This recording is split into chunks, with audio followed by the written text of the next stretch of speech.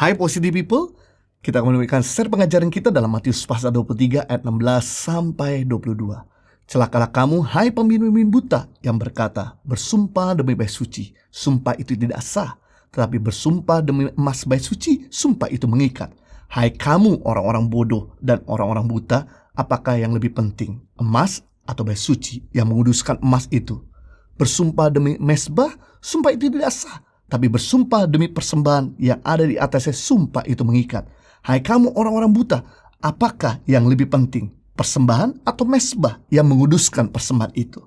Karena itu, barang siapa bersumpah demi mezbah, ia bersumpah demi mezbah dan juga demi segala sesuatu yang terletak di atasnya. Dan barang siapa bersumpah demi bait suci, ia bersumpah demi bait suci dan juga demi Dia yang diam di situ. Dan barang siapa bersumpah demi surga, ia bersumpah demi takhta Allah dan juga demi Dia yang bersemayam di atasnya. Sepanjang kitab Matius 23, ada 7 ucapan celaka. Ini tidak langsung ditujukan kepada para ahli Taurat dan orang-orang Farisi, tetapi juga ditujukan kepada banyak orang dan para murid Yesus. Tujuannya adalah agar para murid dan orang banyak tahu apa yang diinginkan oleh Yesus. Dan hal ini juga mengingatkan kita agar merefleksikan diri melalui sifat dan karakter orang-orang Farisi dan ahli-ahli Taurat. Jika dalam Matius pasal 5, Yesus mengajarkan 8 ucapan bahagia. Namun dalam Matius 23, ada 7 ucapan celaka yang Yesus sampaikan kepada ahli Taurat dan orang-orang Farisi di depan banyak orang. Ucapan celaka pertama yang ditujukan pada ahli Taurat dan orang Farisi, di Daily Devotion 2 hari lalu, kita belajar karena menjadi penghalang orang lain maju. Pada waktu itu begitu banyak orang-orang Yahudi yang tertarik untuk mengikuti Yesus. Tapi orang-orang Farisi dan ahli Taurat menjegalnya, menutupinya, menghalang-halanginya. Sehingga orang tersebut tidak bisa masuk dalam kerajaan surga. Penyebab kedua, ucapan celaka yang disampaikan pada ahli Taurat dan orang Farisi, kita sudah pelajari kemarin di Daily Devotion, punya semangat untuk menginjil, pelayanan, tapi tidak punya semangat untuk berubah. Mereka sangat giat dalam memberitakan firman, tapi mereka tidak punya semangat untuk melakukan firman Tuhan. Mereka giat dan berapi-api untuk melayani Tuhan dan jiwa-jiwa, tapi mereka tidak mau mengalahkan kedagingan mereka. Dan hari ini kita belajar ucapan celaka yang ketiga yang Yesus sampaikan pada ahli Taurat dan orang Farisi, disebabkan karena tidak komitmen pada kebenaran. Matius pasal 23, 15-22. Ada 3 kali kata buta yang Yesus sampaikan kepada para pemimpin agama pada waktu itu. Buta artinya ketidakmampuan melihat dengan jelas. Buta artinya ketidakmampuan melihat dengan benar. Buta warna artinya ketidakmampuan membedakan warna. Buta kebenaran artinya ketidakmampuan hidup dalam kebenaran. Karena ketidakmampuan berkomitmen pada kebenaran, maka ahli Taurat orang-orang Farisi sering berdusta dengan sumpah sana dan sumpah sini. Tuhan berkata dalam Matius 5:37, jika iya, hendaklah kamu katakan ya. Jika tidak, hendaklah kamu katakan tidak. Apa yang lebih daripada itu berasal dari si jahat. Kalau ya, katakan ya. Kalau tidak, katakan tidak. Kalau lebih-lebih sedikit atau kurang-kurang sedikit, itu dari roh jahat. Mulai hari ini kita belajar komitmen hidup dalam kebenaran. Jangan bohong-bohong lagi. Bohong kecil, bohong besar sama aja. Bohong juga. Dosa kecil, dosa besar sama aja. Namanya dosa. Ingat, semua kebohongan besar berawal dari ketidakjujuran yang sepele.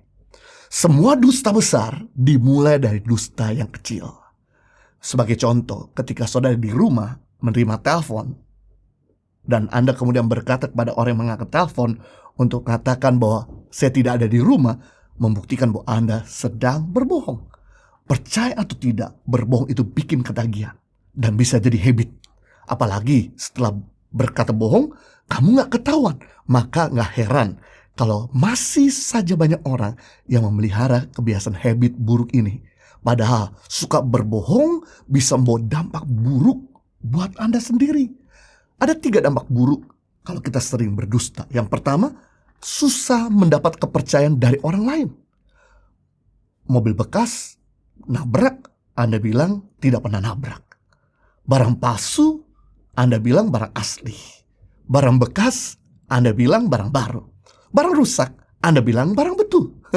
Cepat atau lambat, kebohongan yang Anda katakan atau Anda lakukan akan ketahuan. Dan Anda harus menanggung konsekuensinya atau kerugiannya nanti. Satu kali, di Eropa ada satu butik yang terkenal yang membuka gerainya di Indonesia. Dan ketika berjalan beberapa tahun di Indonesia, ternyata gerai butik Eropa yang ada di Indonesia menjual barang palsu. Dan ketika orang yang membelinya tahu bahwa barang ini palsu, dan kemudian dia coba kembali melapor, dan kemudian gerai tersebut mengatakan dengan kekeh ini barang asli, dan kemudian dia laporkan kepada gerai pusat, kantor pusat yang ada di Eropa, dan kemudian kantor pusat di Eropa coba selidiki, dan ternyata betul barang tersebut barang palsu. Dan ketika diselidiki, ternyata gerai tersebut menjual barang-barang palsu. Sejak saat itu, maka gerai yang ada di Indonesia ditutup sama kantor pusat yang ada di Eropa. Karena bagi mereka, nama baik lebih penting daripada segala-galanya. Akibat ketidakjujuran mengakibatkan akhirnya toko-toko gerai itu harus ditutup di Indonesia. Orang yang berbohong susah mendapat kepercayaan, tapi orang yang jujur akan dapat kepercayaan. Saya teringat saya punya teman baik sejak SMA sampai sekarang. Dia mulai dagang mobilnya, usahanya dengan satu mobil kecil yang sederhana karena modal yang terbatas. Tapi dia tetap menjaga kualitasnya dari sejak dia mulai berdagang sampai hari ini. Dia jarang sekali mengambil mobil bekas tabrakan. Kalau sampai dia mengambil mobil bekas tabrakan, dia perbaiki, dan orang yang membeli, dia akan beritahu, mobil ini ada kekurangan di sini dan di situ. Dan akibat dia suka menyampaikan kejujuran, kejelasan tentang kekurangan mobil yang dibeli sama orang, ini jadi buah bibir. Bukan cuma sampai di kota Jakarta, tapi sampai di luar kota Jakarta, di pulau-pulau yang ada di luar Jawa. Mengakibatkan teman saya ini menuai kepercayaan. Saya percaya ketika kita jujur, maka kita menuai kepercayaan. Tapi ketika kita gak jujur, maka kita kehilangan kepercayaan. Yang kedua, dampak buruk. Kalau kita suka berdusta, hari-hari yang kita lewati akan diwarnai dengan kegelisahan. Berbohong gak akan membuat hidup kita tenang. Karena dengan Anda berbohong, Anda sedang merugikan orang lain. Anda sedang melukai orang lain. Sementara jika dibiarkan, itu akan terus mengganggu ketenanganmu. Bagaimana jika suatu saat kebohonganmu itu terbongkar? Tentu Anda akan menanggung konsekuensinya. Udah ketahuan, Anda akhirnya kehilangan nama baik, Anda akhirnya jadi gak mengalami damai sejahtera, mengalami kegelisahan. Saya teringat ada seorang suami yang menutupi perselingkuhannya bertahun-tahun dengan istrinya, yang membuat dia susah tidur, membuat dia gelisah, membuat dia gak pernah tenang. Akhirnya dia gak tahan, dia putuskan untuk mengakui kepada istrinya. Sempat geger pernikahannya, tapi kemudian puji Tuhan istrinya menerima, mengampuninya, dan kemudian keluarga ini dipulihkan. Dia merasakan damai sejahtera setelah dia mengakuinya, dan kemudian dia bisa tidur dengan tenang dan nyaman. Dia harus membangun lagi kepercayaan pada istrinya, supaya istrinya bisa mempercayai suami untuk bekerja jauh dari rumahnya. Yesaya pasal 32 ayat 17. Di mana ada kebenaran, di situ akan tumbuh damai sejahtera. Dan akibat kebenaran ialah ketenangan dan ketenteraman untuk selama-lamanya.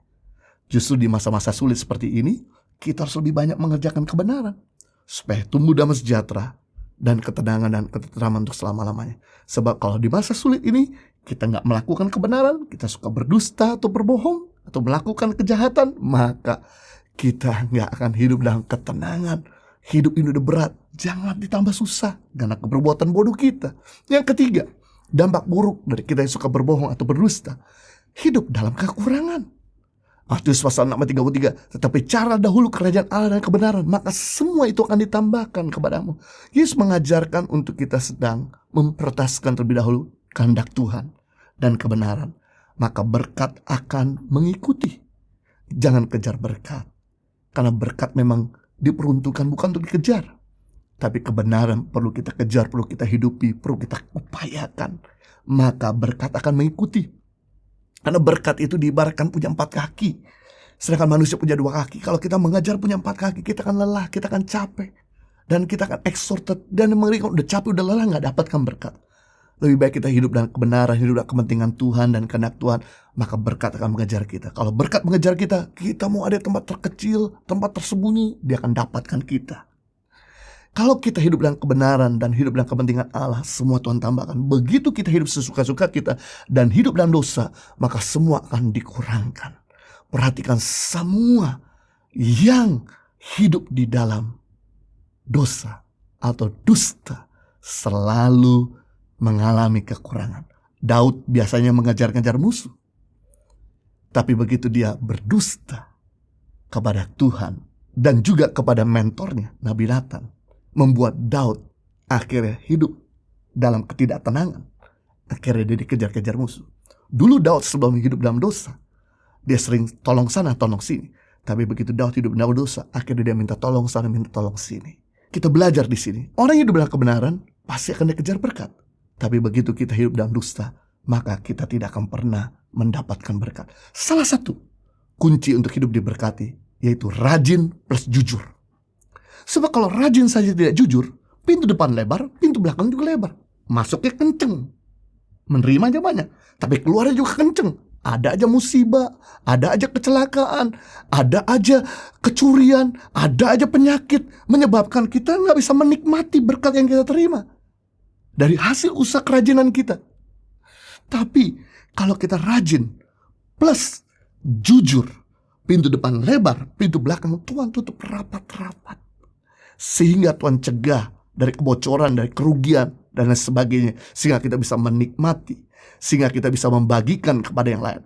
Dalam masa pandemi ini ada begitu banyak orang yang berusaha untuk menipu kami dan menipu yayasan lewat SMS, lewat WhatsApp, lewat media sosial dan sebagainya. Tapi puji Tuhan, Tuhan mencegahnya.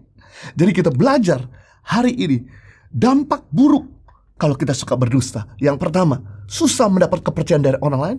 Yang kedua, hari-harimu akan dilewati dengan kegelisahan. Yang ketiga, hidupmu akan berada dalam kekurangan. Kalau Anda tidak mengalami hal-hal demikian, marilah belajar untuk kita hidup dalam kebenaran. Karena di mana ada kebenaran, di situ ada damai sejahtera. Dan akibat damai sejahtera ada ketenangan dan ketentraman untuk selama-lamanya. Tuhan Yesus memberkati.